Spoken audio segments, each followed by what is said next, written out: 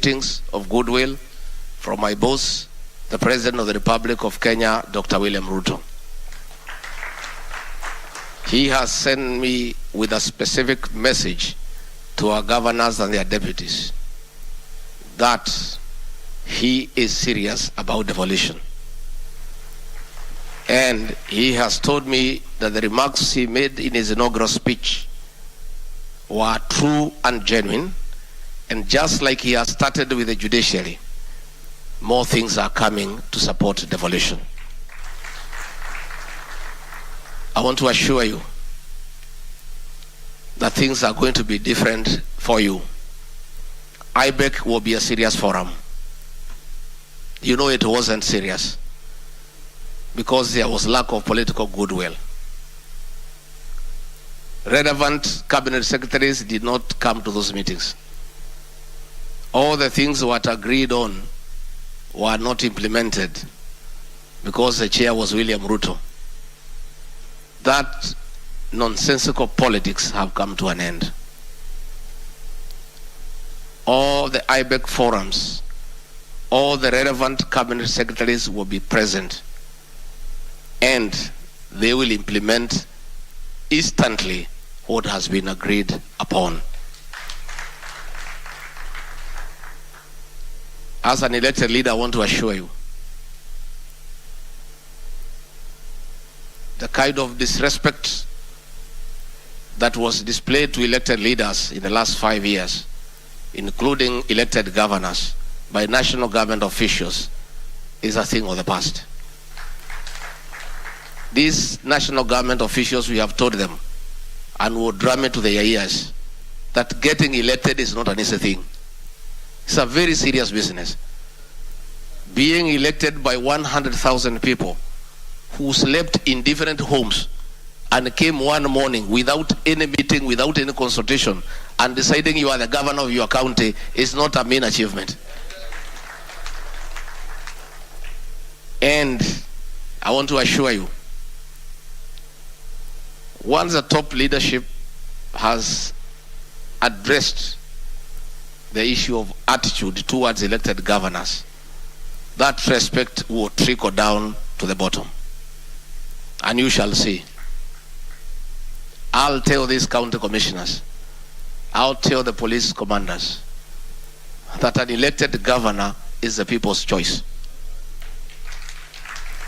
And the people that you are coming to govern have made a decision as to who will govern them. And we'll tell these officials, if you cannot work with an elected governor, the choices are very narrow. A governor cannot go on transfer. He has just to stay there.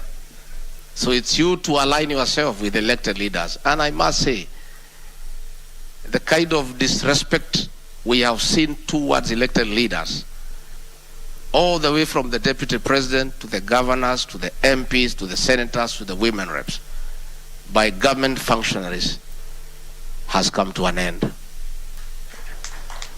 I will be shortly, once we form government and we have a minister for interior and a PS, I will be convening regional meetings with the regional commissioner, the county commissioners, and the governors, so that we align them properly on the new way of doing things in this country. The sovereignty of this country is expressed by the people through their elected representatives. And that is why we must align all our government officials to that reality so that we are able to work properly. And therefore, that is something that will happen. The President has told me to inform you that the coordination summit will be convened regularly as per the law. We'll do it twice a year, and if need be, we can do it as many times. And he has given a commitment that the first summit will be convened before the end of the year. He has further asked me to inform you that that summit will not be a monologue. It will be a serious consultative forum between the president, his deputy, and elected governors so that we can move Kenya forward. The era of summoning meetings and lecturing elected leaders like children, must come to an end. We must allow elected leaders to speak because they speak for the people, and the people are supreme. So those forums, and I have no doubt in my mind, will unlock most of the issues that you have. The issue of delayed disbursements will be addressed. The issue of transferring the remaining functions, followed by resources, will be addressed shortly. We must give true meaning to devolution, because that is what the Constitution says. And indeed, when we have gone round, the people of Kenya are truly happy about devolution. Therefore, I want to invite all of you, please disregard the various political formations that we had. This coalition versus this one. That is water under the bridge. We are all now elected to serve the people of Kenya. Let us work together. Let us work together, and my office is open.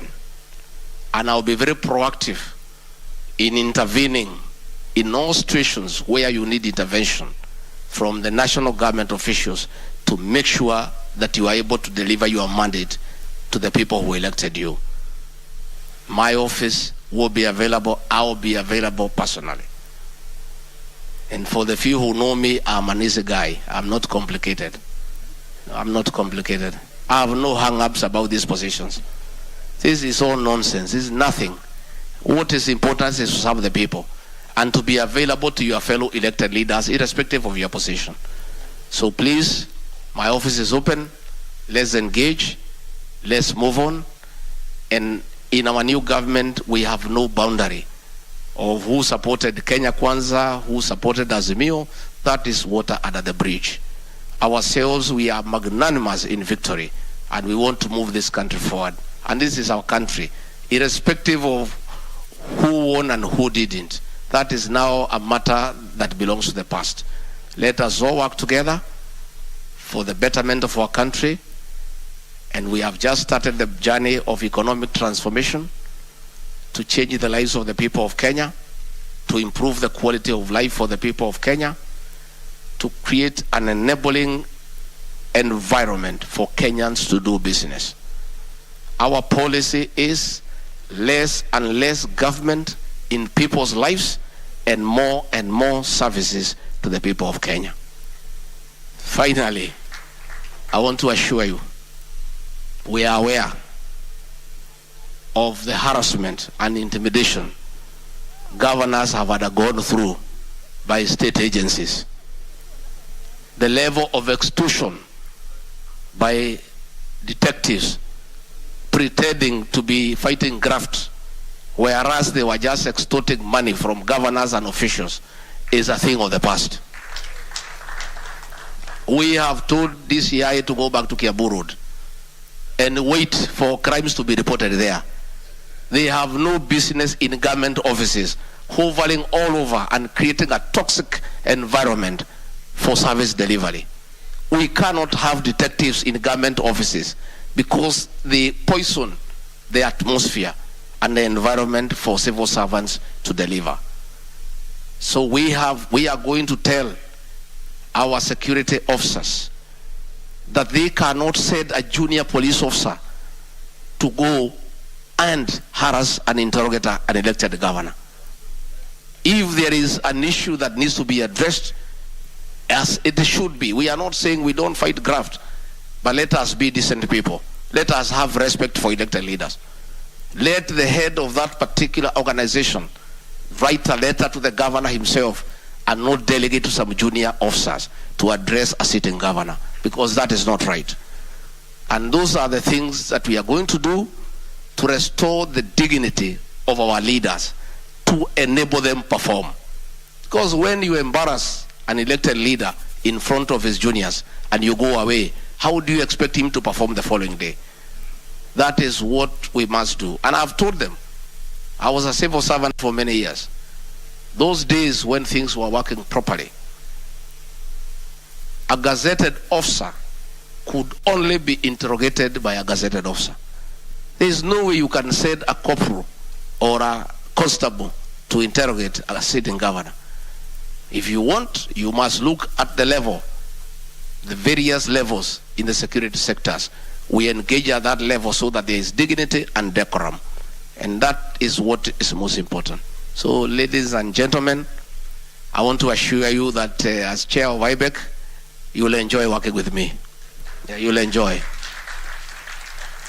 And by the way, nobody will harass you anymore. You guys are so lucky that the deputy president is a guy who has been harassed. Therefore, what we have agreed with Dr. William Ruto, that probably the harassment and intimidation we went through, it was all God's doing, so that never shall we allow other Kenyans to be treated that way. So we'll work hard, we'll work together, we'll support you. Devolution must succeed. But please work as a team. Put the differences of Azimio and Kenya Kwanza aside. That is water under the bridge. Elect your leaders without looking at who belongs to what formation, and be together. It's a saying in my community that buffaloes don't move together in a herd because of liking each other. They move together because of the danger of walking alone. So you work together. You have a better bargaining power. You have a better leverage when you work as a team. If you can elect your chair through consensus, so be it. If you can agree on the other positions, so be it. Be a strong team, and so that you are able to engage. And please, you don't have to look for anybody, let's say from the opposition, to push me or push William Ruto. Ourselves, we are already persuaded. We just need good leaders whom we can engage. We don't need to be pushed by anybody on matters devolution. We are already persuaded, and we are up to the game, and we are ready. So with those very many remarks, I wish you well. Enjoy your stay in Mombasa. I wish I had time to spend a few days here. I have not rested for a single day for 4.5 years. And now we are working, and we have to keep on moving. I wish you well. Have a very fruitful engagement. I look forward to the first IBEC meeting. I look forward to the summit. And together, we shall deliver to our people, because we serve the same people. Asanteni sana, na Mungu awabariki.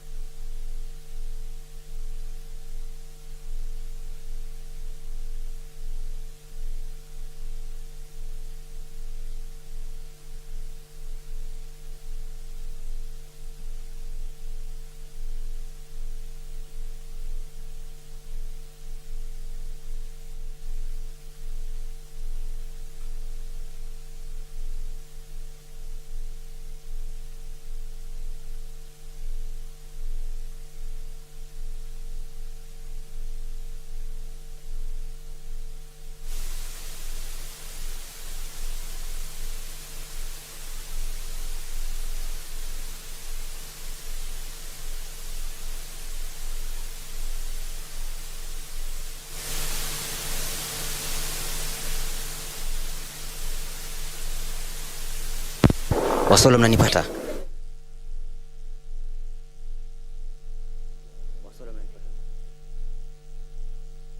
Nami ni kwamba shughuli hii ni kwamba hafla hii tayari ni kwamba imeweza kufikia kikomo, na ni kwamba tayari naibu rais Rigathi Gachagua ameweza kumalizia kutoa hotuba yake pale akielezea masuala mengi ambayo tayari serikali imejipanga kuweza kuhakikisha yanafanyika, na ni kwamba huu ulikuwa ni mkutano wa kwanza na magavana ambao tayari wameweza kuchaguliwa katika kaunti mbalimbali, kaunti zote 47, na kumbuka kwamba yale ameweza kuzungumzia ni kwamba tayari serikali ni kwamba iko kidete kuhakikisha kwamba inahusiana kikamilifu na magavana wote ambao wameweza kuchaguliwa ili kuhakikisha kwamba wananchi wanapata huduma ambazo walikuwa wameweza kupigia kura na hali yao ama haki yao ya kikatiba kuweza kupata huduma hizo. Na amezungumzia masuala mengi ikiwemo kuhakikisha kwamba kunakuwa na pembejeo pia vile kwa wakulima, na pia kuhakikisha kwamba masuala mbalimbali ya hatua zile za kuhakikisha kwamba kunakuwa na nafasi za ajira kwa vijana. Pia vile ameweza kutoa wito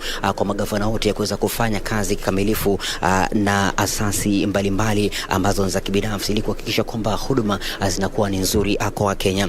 Pia vile ameweza kutoa wito kwa wale wote ambao wameweza kuchaguliwa katika nyadhifa mbalimbali katika angazile ama katika viwango vile vya kaunti kuhakikisha kwamba wanatekeleza wajibu wao ipasavyo. Na ameweza kutoa wito kwamba kwa maafisa wote ambao wameweza kuchaguliwa kutojihusisha kamwe na masuala ya rushwa, akisema kwamba serikali iko kidete kwamba yeyote atakayehusika na rushwa ni kwamba serikali itakwenda kumchukulia hatua za kisawasawa ama hatua kali za kisheria.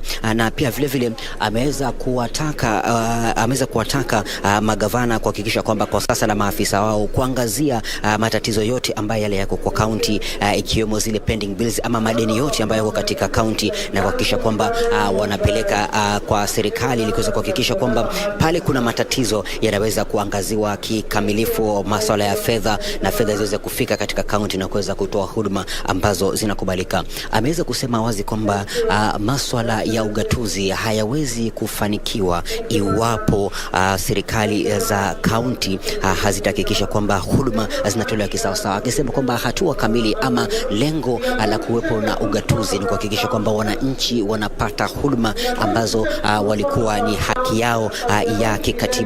Na pia vile ameweza kutoa wito kwa maafisa ama kwa asasi mbalimbali za serikali kuhakikisha kwamba maafisa wa polisi hawatumiwi kuwatatiza viongozi ambao wameweza kuchaguliwa, bali kuhakikisha kwamba kunakuwa na mwongozo ufaao kuhakikisha kwamba iwapo kuna afisa yote aliyechaguliwa akiwa na matatizo ama hatua yote ya kukiuka haki za kisheria, basi ni kwamba kuweko na mfumo mzuri wa kuweza kuhakikisha kwamba iwapo wanatakana kufika mbele ya vituo vya polisi, basi kuweze kuwa na mwelekeo ambao unafaa pasi na kuweza kuwatekeleza ama kuwatelekeza kunradhi mbele ya familia zao ama wapendo wao. Kwa hivyo masuala mengi yameweza kuzungumziwa hapa, na kuweka tu ile wazi ni kwamba viongozi mbalimbali ambao wameweza kuchaguliwa, na kwa sasa ni kwamba katika upande wa magavana, kumbuka kuna jumla ya magavana 7 ambao ni wa kike, ikiwa ni gavana kutoka kaunti ya Kiambu, kaunti ya Embu, kaunti ya Meru, na kaunti pia vile ya Kwale, na kaunti ya Machakos, ambao kwa sasa wameweza kuchagua jumla ama wameweza kuchagua wale magavana wa kike. Na lingine tu ni kwamba kwa sasa kuna jumla ya magavana 28 wapya ambao wameweza kuchaguliwa rasmi, na kumbuka kwamba kati ya magavana wote hao kuna naibu magavana wawili ambao wamehudumu kwa miongo yote miwili ama kuradhi ama kwa nyakati zote mbili, mhula wa kwanza na mhula wa pili, ambao ni naibu gavana kutoka katika kaunti ya Kwale na naibu gavana kutoka katika kaunti ama kutoka katika kaunti ya Uasin Gishu kule.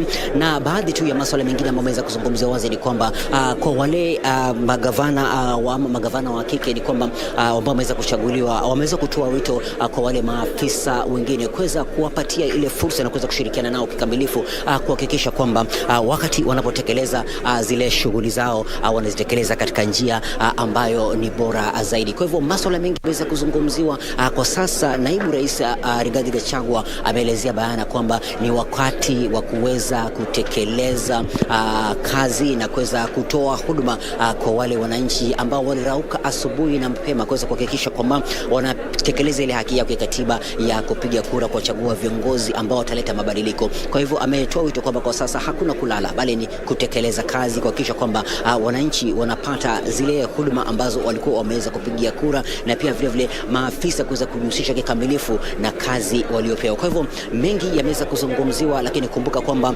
hafla hii itaendelea hapo kesho, na pia siku ya Jumamosi ndipo itaweza kukamilika. Kwa hivyo kuendelea kesho, masuala mengi yatakuwa yanaweza kujadiliwa. Na hayo tu kwa sasa, mengi zaidi tutakuwa tunarudi hapo kesho kuweza kukupatia taarifa kamili kuhusiana na ajiri, na hapo baadaye pia vile vile katika taarifa zetu za habari tutaweza kueleza bayana yote yale ambayo yameweza kujadiliwa hapa kutoka katika mkutano huu ambao umeweza kufanyika katika eneo la Pride Inn hapa Shanzu. Na regesha moja kwa moja hadi studio.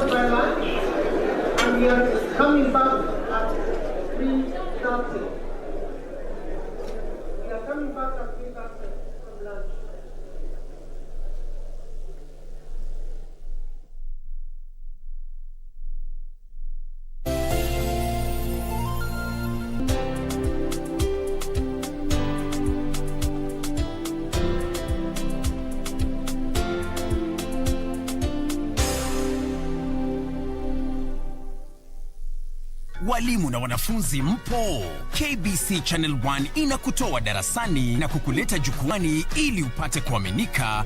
Asante Bwana Spika kwa kunipa fursa hii. Tayari kuwakariria shairi kwa kichwa kuelimika. Udhui gani ya lugha yanayojitokeza katika kauli hii ukirejelea mataifa mengi barani Afrika? Na kisha uburudike.